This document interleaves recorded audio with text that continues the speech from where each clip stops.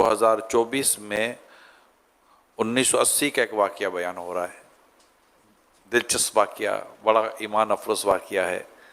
آئیے وہ واقعہ کیا بیان ہوا تھا وہ دیکھتے ہیں۔ الحمدللہ احد شریف کی زیارت سے بھی ہم مشرف ہو رہے ہیں۔ مجھے ایک اپنا واقعہ، بہت پرانا واقعہ یاد ہے احد شریف سے متعلق۔ یہ واقعہ ہے سن 80 کا، کہ پہلی بار میں حاضر ہوا تھا۔ تو ایک کراچی کے عیسائی بھائی مجھے مل گئے، ہم دونوں فجر کے بعد احد شریف کی زیارت کے لیے، سیدنا امیر حمزہ اور حاضری کے لیے زیارت کے لیے آئے۔ احد شریف پر ہم چڑھ گئے، اس وقت جوانی تھی، دونوں چڑھ گئے جتنا چڑھ سکے، اور پھر یہ کہ راستہ بھول گئے۔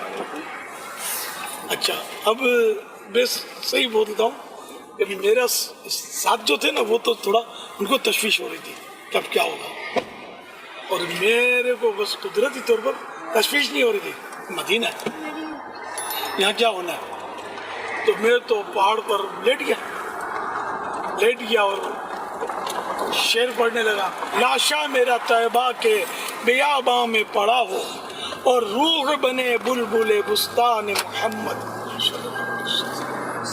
الحمدللہ یہ کہ کچھ دیر ہم تب اس طرح رہے کہ اب راستہ تو مل نہیں رہا تھا۔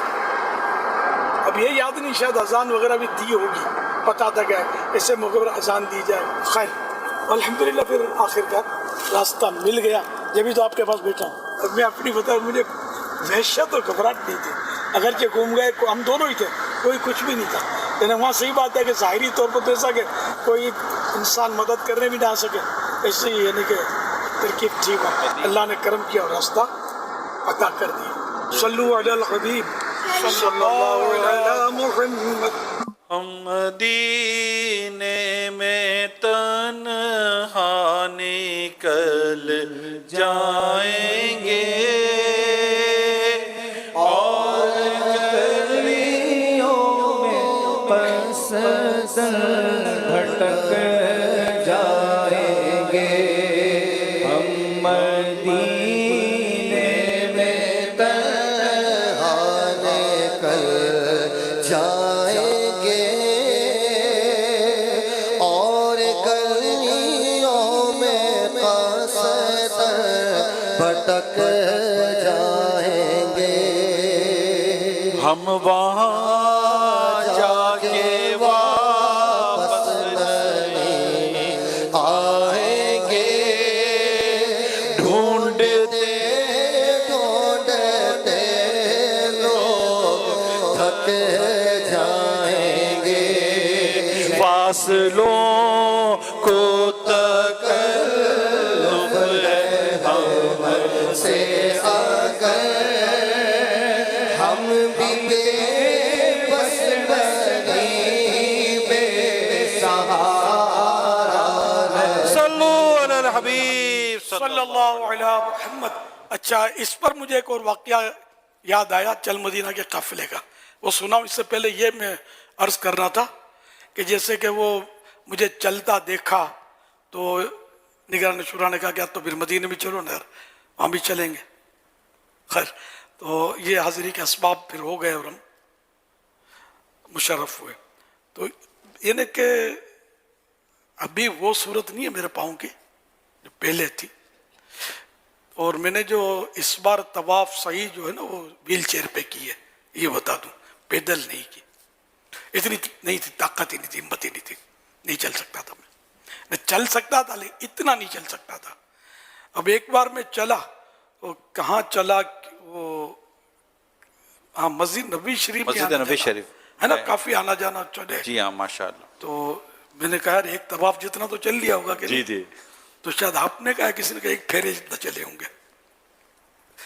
تو خیر، تو یوں مطلب پھر میں نیچے آ گئی میری پوزیشن، میں نے کہا یار ابھی تو طواف پیدل کر لوں گا۔ خیر، تو یوں مطلب میں نے کہا یہ وضاحت کر دوں۔ اچھا، تو وہ واقعہ یہ ہوا تھا مدینہ شریف، یہ ہم مدینے میں تنہا نکل جائیں گے۔ اچھا، ایک تو یہ کہ ہماری ایک چل مدینہ میں اور ہماری ایک کوالٹی ہوتی تھی، اب بھی کوشش ہوتی ہے، اور وہ یہ کہ हम जब सोए ना तो न काबे की तरफ पाँव हो न सरकार के रोज़े की तरफ पाँव हो। ये हमारी कोशिश होती है। आमतौर पर ज़हन इस तरफ कम जाता है लोगों का। इस बार भी जैसे अब मैंने मालूमात की मक्के शरीफ में सरकार और रोज़ा किस तरफ, तो ये जो वहाँ इस्लामी भाई होते हैं तो बताया गया काबे की सीध में यही मदीना है, इसी एक समत में। हमारा जो मकान था, काबे शरीफ में तो चारों तरफ से नमाज पढ़ी जाती है ना, महल्ले अलग अलग चारों तरफ बने हुए हैं, तो यूं मतलब ये कि ये हुआ। अच्छा ये हाँ, ये मदीने शरीफ, मदीने पाक मदीने शरीफ में कि काबा और सब रोज़ा मुबारक ये एक ही समत में।